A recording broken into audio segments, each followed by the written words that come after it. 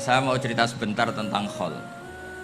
Dulu 84 guru saya Kiai Haji Maimun Zubair, semua mas saya se-Indonesia rawuh ke sini untuk muktamar, termasuk bapak kandung saya Kiai Haji Nur Salim ikut datang, ikut menyaksikan betapa pondok ini zaman itu masih Kiai As'ad jadi tonggak sejarah penting dalam NU, yaitu kembali ke Khitoh 26.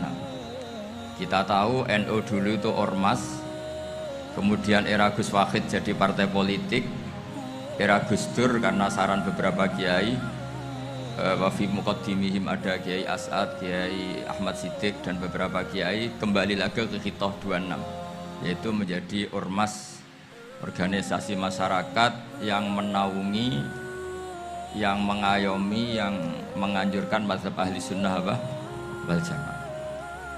Tadi Gus Azaim cerita betapa pentingnya para pendiri, para muassis yang diibaratkan sebagaimana pohon. Saya masih ingat Dawe Mbah Mun. Saya nanti cerita mas saya sebentar, terus cerita kitab Al-Ataqoh As-Somadiyah dikarang Said Muhammad, fawaidnya maksudnya.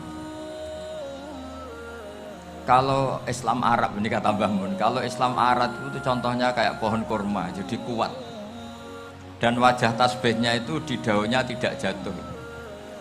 Tapi kalau Islam Indonesia kata Mbah Mun itu kayak padi, jadi ya agak doyong-doyong sedikit gitu. Jadi untuk menghadapi angin besar itu pilihannya dua, Anda kekar kayak kurma atau fleksibel kayak padi. Jadi ya doyong-doyong sidik gitu.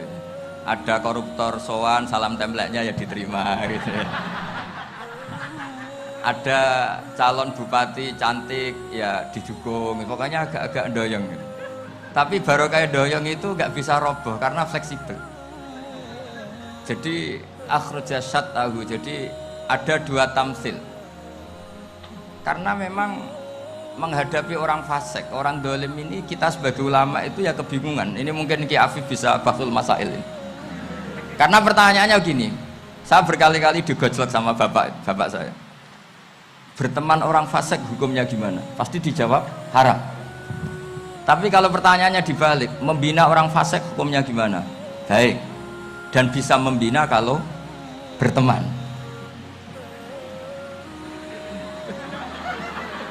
Makanya Gus Azaim pernah bikin seni deh, muktamar seni. Anggap saja madhabnya seperti itu gitu.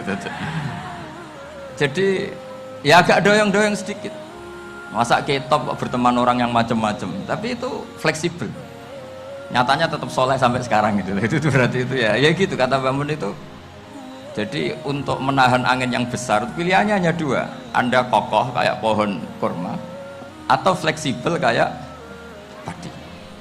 Nah, Islam Indonesia kata Mbah Mun itu pari wae katanya, padi. Jadi ungkapan-ungkapan para masyayikh ini penting karena khazanah yang saya baca. Saya berkali-kali cerita ini dalam kitab Khilyatul Auliya. Itu Abu Nu'aim Al-Asfihani cerita tentang riwayat Sufyan bin Uyainah. Ini gurunya Imam Syafi'i. Itu setiap kali Nabi Isa dan Yahya, ini dua nabi yang sekurun, sama-sama masih muda. Nabi Yahya itu senengannya dolan ke orang-orang soleh, menyambangi orang-orang soleh. Tentu itu bagus. Tapi kalau Nabi Isa ini suka menyambangi orang-orang yang fasik, orang-orang yang nggak jelas. Ketika dua beliau ini ketemu, tentu yang perlu jawaban Nabi Isa karena kontroversi, berteman sama orang-orang yang nggak jelas.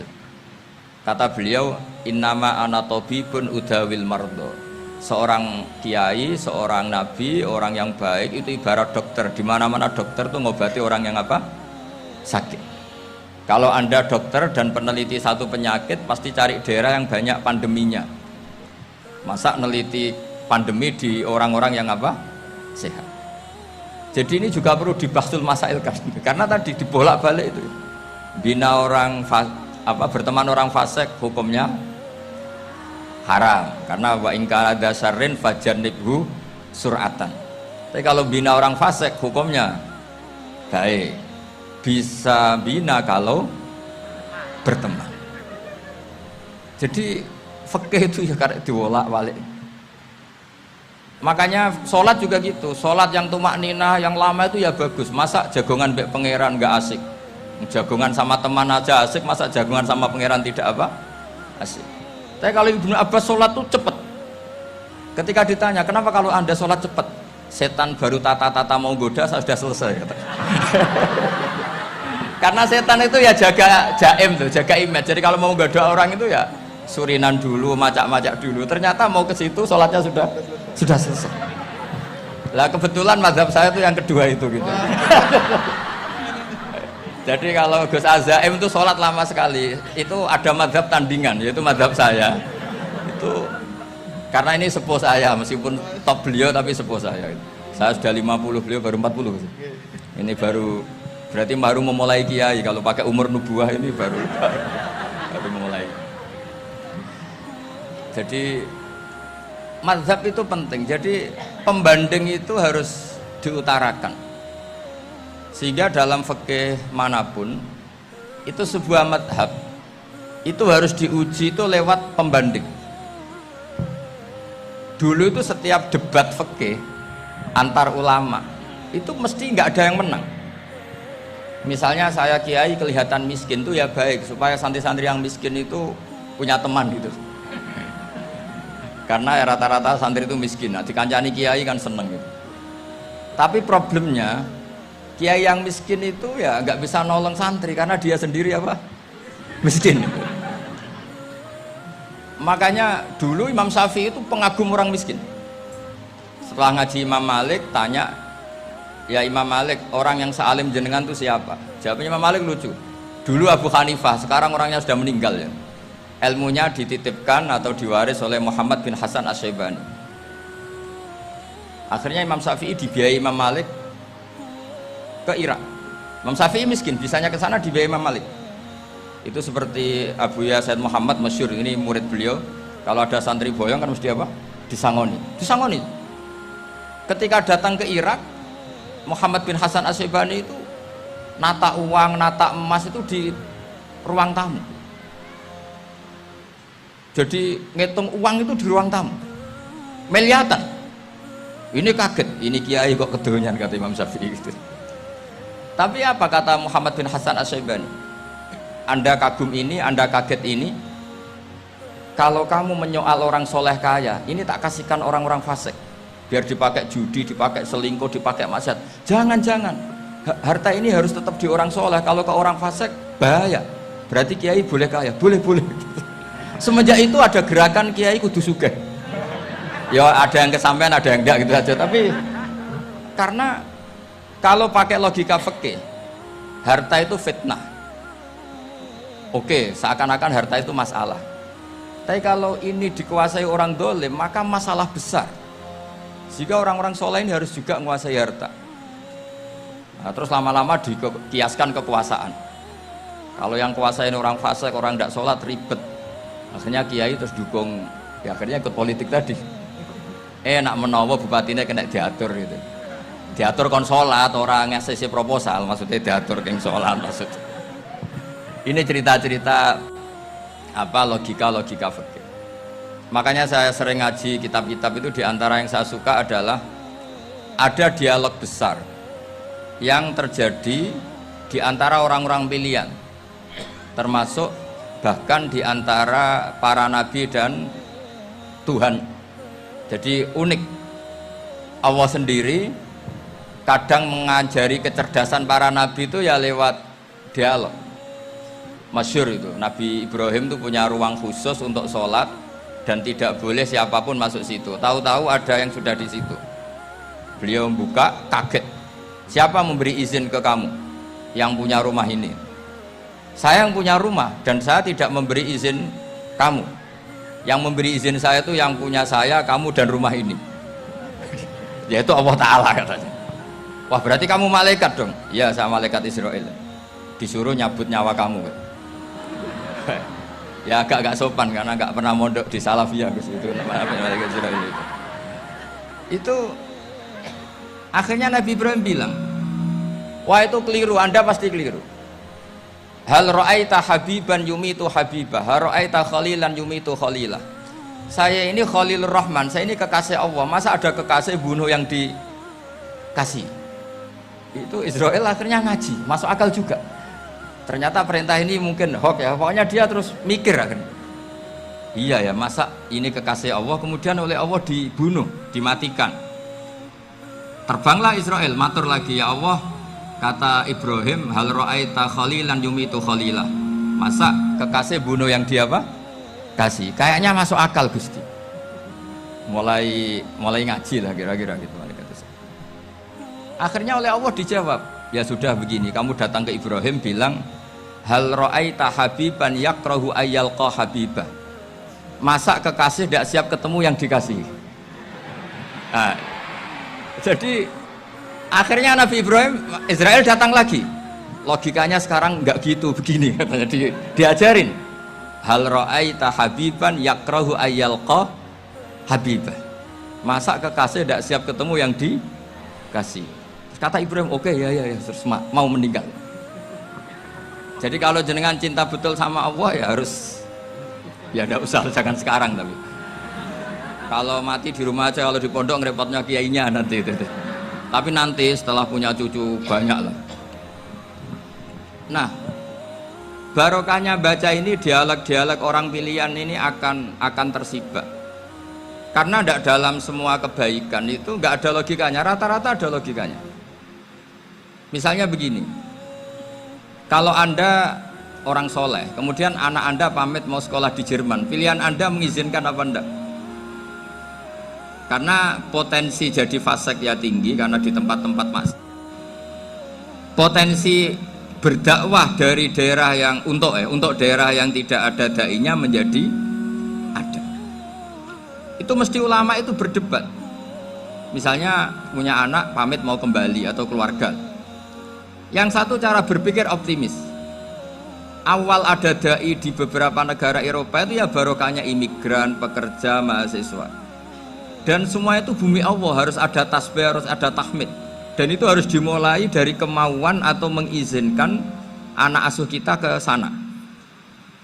Tapi di sisi yang lain potensi jadi fasik itu tinggi sekali. Pemana iman pas-pasan. Nah, hal-hal seperti ini itu pasti jadi perdebatan. Dan kita harus menjawab. Dan tadi kayaknya di semua Basul Masail Pondok Salafiyah jawabnya pede semua, nggak ada ragu, nggak ada khilaf. Baguslah kalau pede. Meskipun nanti mungkin ada ulama lain yang cara berpikir apa? Berbeda. Sehingga ini saya cerita ya. Sehingga di kitab-kitab fikih, misalnya saya kok hidup di Bali sudah punya komunitas ngaji. Itu kok saya pindah ke Sukorejo sini. Banyak ulama yang mengatakan haram. Karena membiarkan bumi Allah yang sudah pernah ada orang yang sujud kemudian ditinggalkan kosong dan kemudian dikuasai orang yang tidak sujud. Jadi dianggap itu pembiaran. Jadi banyak di kitab Qalyubi, sarahnya Mahalli, jika ada seorang muslim yang hidup di negara orang kafir, dia nyaman, tidak dapat teror, itu nggak boleh lagi pindah ke negara Islam yang sehat. Karena takutnya li Allah yastau liyal kafir tilkal buka, supaya bumi itu tidak dikuasai orang kafir. Jadi ini hal-hal yang para fuqaha itu harus berdebat. Karena ini masalah-masalah furu'iyah. Sehingga mulai dulu ya banyak ulama yang nyun sewu berpolitik. Mulai Wali Songo sampai sekarang alhamdulillah yang minat banyak. Mungkin bedanya ikhlas sama tidaknya. Tapi kalau saya pernah dikeluhin utusan dari ya komunitas. Islam Indonesia itu dulu itu ceritanya banyak yang dari Kamboja. Kalau dulu orang cerita itu orang Cempa.